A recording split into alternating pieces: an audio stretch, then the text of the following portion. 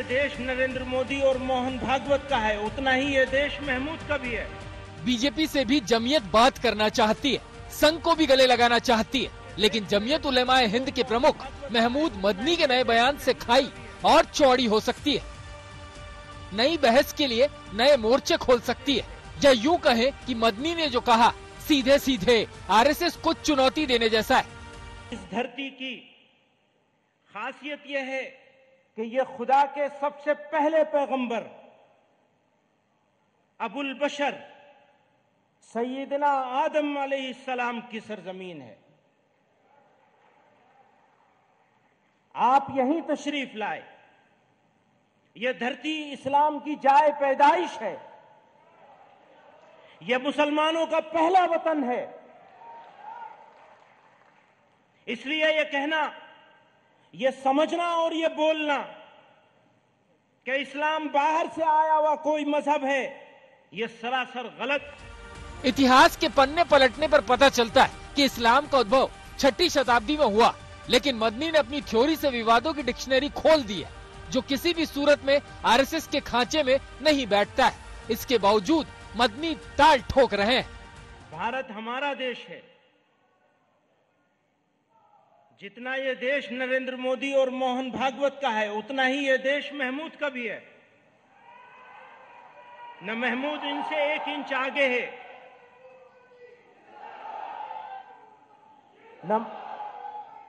न महमूद इनसे 1 इंच आगे है, और न वो महमूद से 1 इंच आगे है। दरअसल जमीयत उलेमाए हिंद के प्रमुख का ये बयान संघ प्रमुख के बयान के बाद जवाब के तौर पर देखा जा रहा है। आरएसएस प्रमुख कई बार कह चुके हैं कि भारत में रहने वाले सभी हिंदू हैं, और जो मुस्लिम हैं वो भी हिंदू धर्म से ही धर्मांतरण करके मुस्लिम बने। हाल में ही मोहन भागवत ने ऐसे बयान दिए। आप देखेंगे हिंदुओं की संख्या कम हो गई, हिंदुओं की शक्ति कम हो गई, या हिंदुत्व का भाव कम हो गया। इतिहास सिद्ध, तर्क सिद्ध, अनुभव सिद्ध बात है, भारत हिंदुस्तान है। हिंदू और भारत अलग हो नहीं सकते। भारत को भारत रहना है तो भारत को स्व का अवलंबन करना पड़ेगा, हिंदू रहना ही पड़ेगा। और हिंदू को हिंदू रहना है तो भारत को एकात्म और अखंड बनना ही पड़ेगा। भागवत के इस बयान के बाद भले ही जमीयत ने जवाब देने के लिए दिल्ली के रामलीला मैदान का मंच चुना, दिल्ली में जमीयत उलेमाए हिंद के 34वें अधिवेशन को संबोधित करते हुए मदनी ने कई सवाल खड़े किए, लेकिन एआईएमआईएम के अध्यक्ष असदुद्दीन ओवैसी तो काफी पहले ही ऐतराज जता चुके हैं। आप आखिर इतना डरते क्यों हैं मुसलमानों से? आप आखिर इस भारत की डाइवर्सिटी से क्यों डरते हैं? भारत के प्लूरलिज्म से क्यों डरते हैं आरएसएस वाले? भारत के इन डिफरेंट कल्चर से क्यों डरते हैं आप? क्यों डरते हैं आप? बताइए ना हमको। हमारा कल्चर या भारत का कल्चर जो सब मिला हुआ है, आप बोलते नहीं एक ही कल्चर होना चाहिए। क्या हो रहा है फिर ये? ओवैसी की लाइन लेंथ बेशक जमीयत से मिल रही है, लेकिन जमीयत के बयान में सियासत के अक्ष नजर आ रहे हैं। 2024 के चुनाव से पहले ऐसी सक्रियता बताती है कि जिन मुद्दों को जमीयत ने अपने मंच से उछाला है उस पर जोरदार बहस होगी। कोई धार्मिक व्यक्ति अगर कुछ बोलता है तो उस पर धार्मिक लोग जवाब देंगे, लेकिन इस देश के अंदर हिंदू हो या मुसलमान, सभी को भारत माँ को अपनी माँ मानना चाहिए और भारत के प्रति भक्ति का भाव रखना चाहिए। देश की प्रगति होगी तो हिंदू हो या मुसलमान हो, हर देशवासी के लिए उस प्रगति का परिणाम मिलता है। जमीयत उलेमाए हिंद के अधिवेशन में शामिल होने वाले मौलवियों ने कई प्रस्ताव पारित किए। समान नागरिक संहिता, इस्लामोफोबिया, मदरसों के सर्वे, 3 तलाक खत्म करना, हिजाब, पर्सनल लॉ में हस्तक्षेप का आरोप भी जमीयत ने लगाया।